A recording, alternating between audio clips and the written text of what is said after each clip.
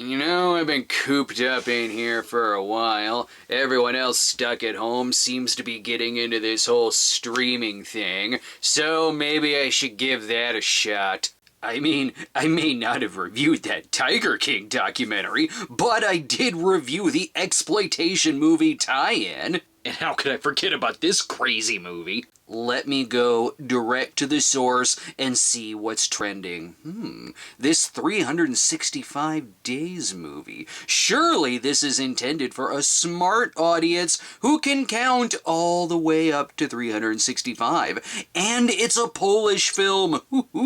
A foreign film to pique my Cinema Snob curiosity. And I know that Netflix trends will not steer me wrong. At the same time, this is trending at number 2. Classics like The Nut Job and Baby Mama are also trending. Both masterpieces in their own genres, obviously. 365 Days is the story of boy meets girl, girl falls in love with boy. That is, if the boy is a rapey, murderous crime boss named Massimo who kidnaps sales executive Laura and forces her to fall in love with him in 365 days. Well, I'm sure this handles this taboo subject delicately. Nope, I've made a horrible mistake because of course I did.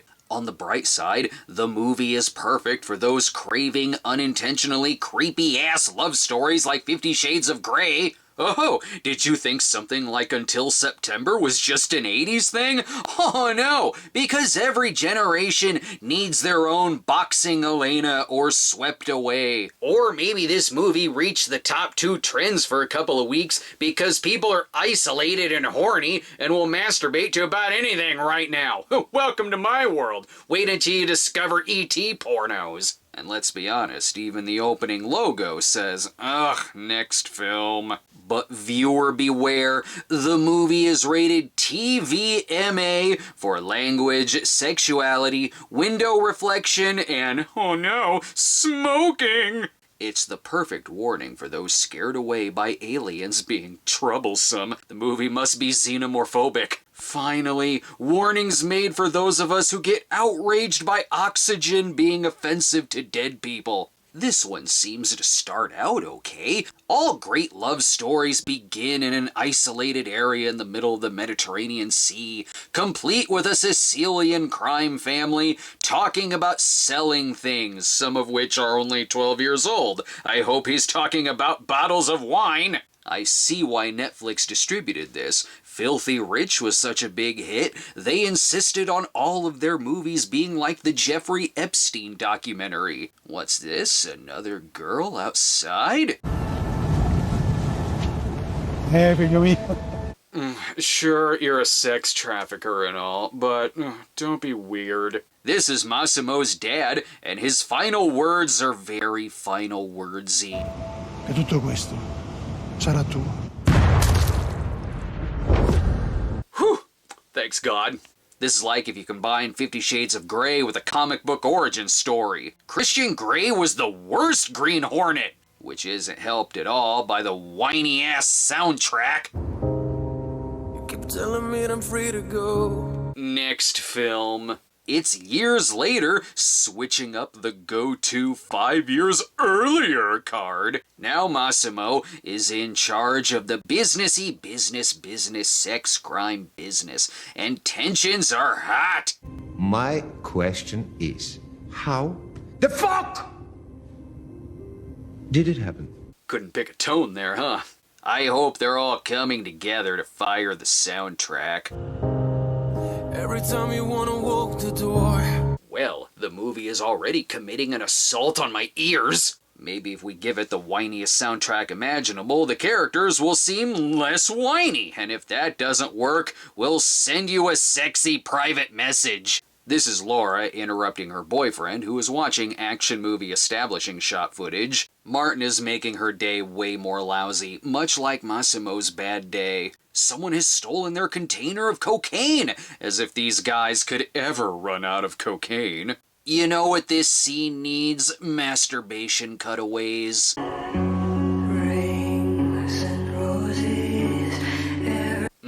More music by the lame-ass emo girl who butchers popular music from movie trailers. How am I supposed to react to this? It wants me to be turned on by the masturbation scene, yet splices it in with Massimo forcing the flight attendant to go down on him. My dick is more confused than it usually is. Also, this is the most I can show of this. Netflix has straight up porn now. Must be the smoking it was referring to. Anyway, let's have drinks because it's Laura's birthday. I hope she also got a happy birthday message from Willie Garson. Oh, and I think the stripper has arrived. Are you lost, baby girl? Pfft, typical rom-com meet cute. So cheesy. Martin and Laura continue proving who should play me and my wife in our biographies. Martin's gotta leave, though, because if he leaves, she'll get kidnapped much sooner. But he's left her with good company. I'd cry too if he left me with this damn soundtrack. A dark alley seems like the best place to work out my shit. Buonasera. And then he took her home safely. Or not, she wakes up locked in a mansion. Just another typical night in Hollywood. Massimo is a murderer with powers like a slasher movie villain. Are you lost, baby girl? You are really wanting that kind of pickup line to take off, aren't you? Stop it! This is like I'm watching a Telemundo remake of Overboard, more so than the actual Overboard remake. When are they gonna get to the shenanigans with the bratty kids? After drinks, of course. I think you should have a drink. I'd advise against that. He explains that he knew he needed to kidnap her the second he saw her at the airport and when she was outside when his dad was killed. Well, when you explain it like that, it all makes sense now. The reason he's kidnapped her is because he wants to give her 365 days to fall madly in love with him. Ew! Also, pussy, Mickey Rourke only needed 9.5 weeks. You can't have me just like that, kidnap me and think that I am all yours. That's why I'm giving you a chance to fall in love with me. This feels like what a random Twitter review thinks Beauty and the Beast is. He does give her evidence that her boyfriend is cheating on her. Oh, well, with that, I'd love to stay in your house. It would be one thing if this was supposed to be a thriller, but it's shot like it's supposed to be frickin' hot. Like if you're the person who watches Hunchback of Notre Dame and roots for Frollo. And of course Massimo has a bat cave, but he doesn't use it for superhero stuff, but to reenact classic torture scenes from his favorite exploitation films like Flavia the Heretic. He finds out this man has been selling children to a brothel because Massimo has some morals. He's not the full Epstein. You know what this sexy torture and pedophilia needs? To immediately cut to a sexy naked bathtub pose. She almost escapes though. Hope she doesn't witness anything. Oh no, now she's gonna have to hide out in a convent. This is a world where even kidnapped people look like a smoking hot 10 when they wake up. I think this movie is supposed to be trashy. Correct me if I'm wrong. How could she not fall in love with this guy? He's like romance novel The Devil's Double. Although he does continue to torture her with the soundtrack. I'm starting to miss the Pureflix country music soundtrack. It keeps getting worse every day. There's a full breakfast platter, but no ketchup! This scene is barely a minute long, but it immediately has to cut back to... Ok. This soundtrack is the worst movie character since Alan from Return to Sleepaway Camp. Hell, sometimes it cues the soundtrack in mid-conversation! I said I'm not going anywhere. Oh, don't worry, it tags along with them for the car ride. At least it finally uses the music for a clothes-changing montage, which is not nearly as fabulous as the one from Oy Vey, My Son is Gay, though this one is more rapey. I've ordered it, and I'm gonna decide when I'm gonna see it. He's talking about her underoos. She does briefly escape and makes her way right to the police, who don't care. Are you lost, baby girl? You're just sticking with those lines, huh? He does, however, promise that he's not going to touch her without her permission. I mean, he's not a monster. He saves the full rape for the flight attendants and the soundtrack. You made a monster. There's more bad lyrics here than there is dialogue. They better finish their meal before they donate the rest of the food to the other Netflix movie, The Platform. And please tell me this guy starts singing Bella Notte from Lady and the Tramp. If he does, I will forgive the soundtrack. Ooh, hot. He explains to her his businessy business. He's very good at acquiring money and business. Darling, why haven't you eaten your cherry licorice candles? Back to the romance. Like you to teach me how to be gentle. He's a mobster who wants to begin killing with kindness.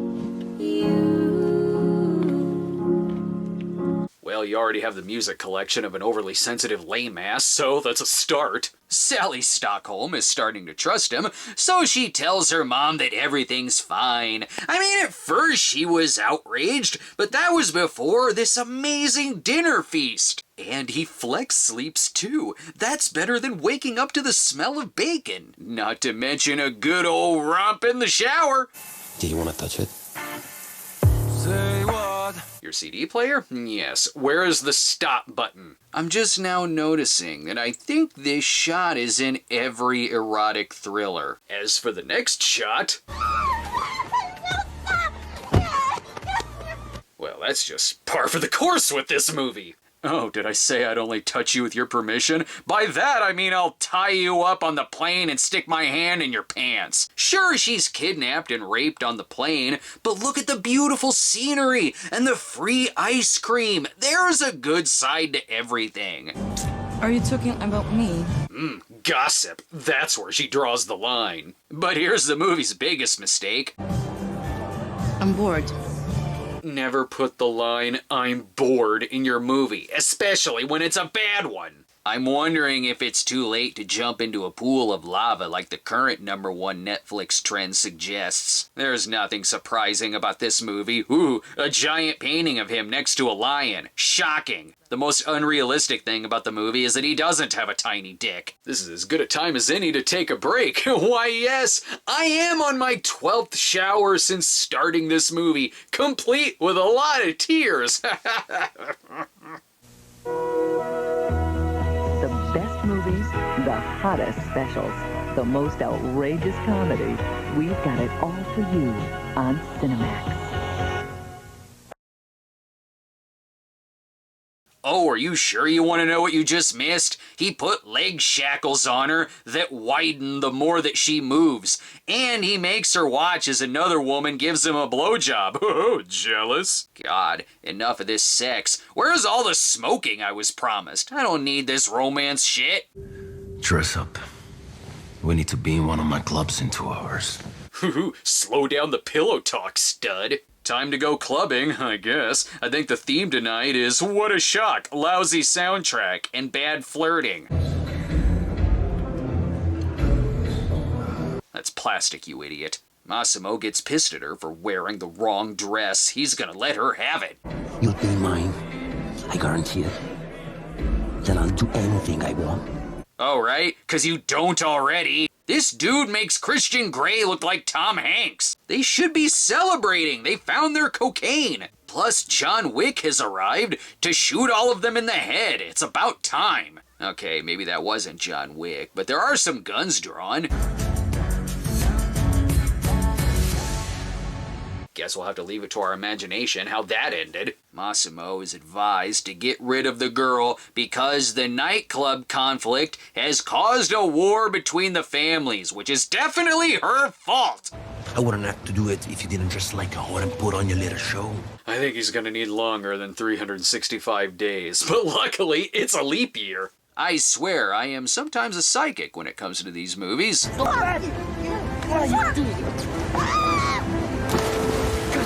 Because it actually is turning into Overboard. Oh, but he's such a hero for saving her and all. I'm so grateful that you're alive. But at the same time, I want to kill you. You want multiple personality disorder. And then they bang. No, seriously, they bang hard. But I'm not going to show you any of it. Not because of the content, but because I want to spare you the soundtrack. So I guess they're together now. Can't wait for the third act breakup caused by him clubbing her in the knee, or the endless clothes-changing montages. This movie treats its montages like chips. It popped one and now it can't stop. Oy vey, this movie sucks. They got another party to go to, which is Netflix, saying it's either this Masquerade Ball or the one from the Lovebirds. And that movie's ad-libbing is about as off the rails as this movie's soundtrack. Pick your poison. But the dancing in this movie is much better. This movie is unfortunately making me look back fondly on the brief Lambada movie phase. This is so much like 50 Shades, he even has his own Kim Basinger, his first true love who taught him everything about kidnapped sex. It's okay, he assures Laura that she's the only one for him because he's been stalking her for years. Your portraits have been hanging in my house for years. Oh, well, that makes me feel better. I trust you. And of course, they bang in the bathroom. Seriously. Usually this is the part when I would play you the sound of the people having sex, but instead, I'll just play you some of the soundtrack. I'm gonna light like fire. 365 days of boner killing. She actually is jealous of his ex, Anna. This is also the look on my face when I saw that this movie still has 30 minutes left. How does it have this much running time? 'Cause I know you won't be. Because the movie puts Rocky IV to shame with all the montages. She's then let go, and not really given a reason, and she sorta tells her friend what happened. But she paints it as a romantic summer lovin' situation you'd sing about in Greece. On the plus side, here's the smoking I was promised. My God, this is too far. I am shutting off this movie now. The movie, however, is doing the opposite of shutting it off. It is literally turning on the soundtrack.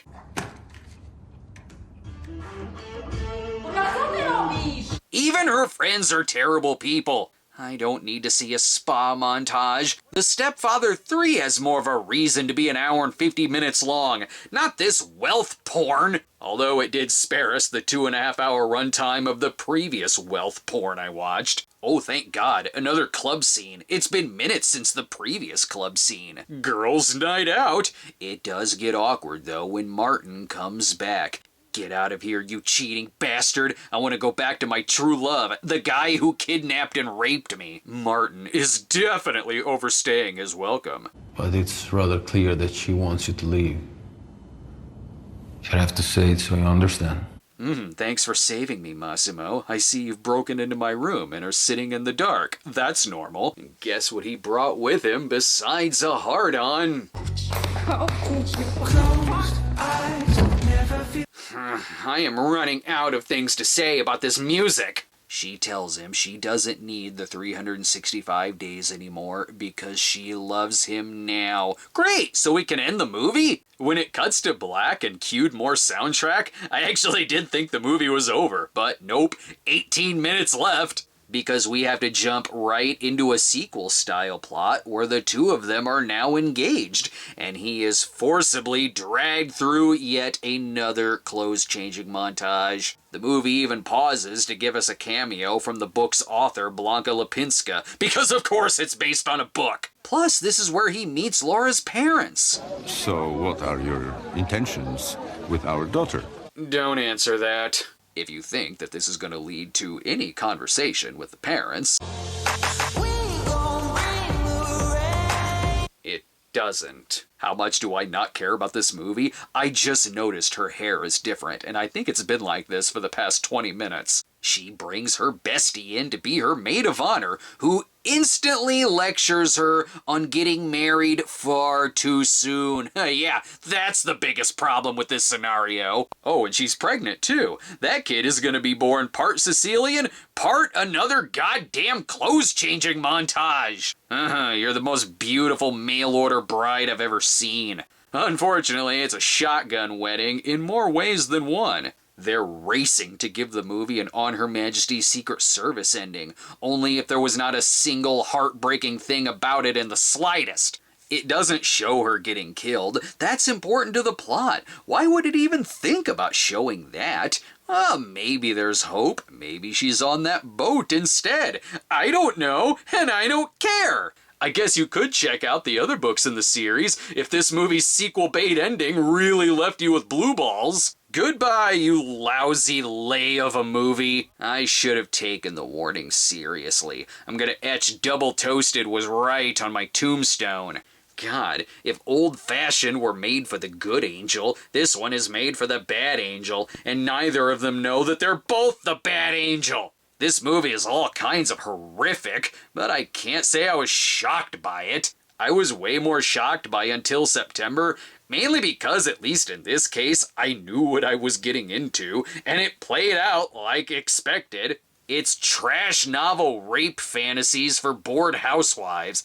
It has no intention of making its plot a serious stalker thriller. It's upfront about being pure garbage. Reviewing it is like reviewing a full trash can and complaining about the flies and the smell. Oh, but with that, I will complain about the flies because they're obnoxious and swarming around this movie because it's pure dog shit. But if it's trash that you want, it gives you more literal bang for your buck than a 50 Shades movie and its goddamn contract negotiations. So enjoy your hybrid of an unintentionally disturbing crime romance with the Bravo network. That's it. This movie was the last straw. I have been in this closet for 365 days myself. And before I end up getting Stockholm Syndrome and start enjoying these movies, I need to escape this prison the only way that I know how. Quick montage.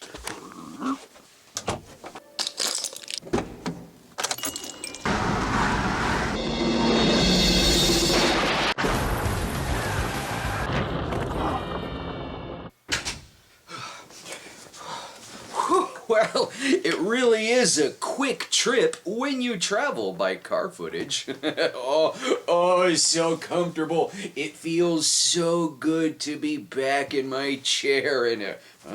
Oh, god damn it, I forgot my jacket! Well, I'll be damned.